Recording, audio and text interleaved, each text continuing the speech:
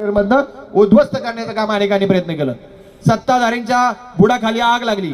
काय तर थोड्या निसटत्या मतानं त्यांच्या उमेदवाराचा पराभव झाला आणि त्या सर्व प्रक्रियेमध्ये या कुंडलिक खांडेचं मोठं योगदान होतं. हे सर्व आपल्याला माहिती आहे.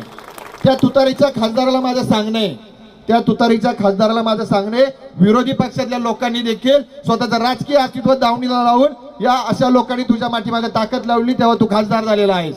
त्यावेळेस तू मनोजदांना शब्द दिला होता. तुतारीच्या खासदारांना माझं सांगणे, तू त्यावेळेस मनोजदांना शब्द दिला होता, हो मी ज्यावेळेस खासदार होईल मी जाहीररित्या मनोजदांची भूमिका समाजासमोर मांडल, त्या सभागृहामध्ये मांडल.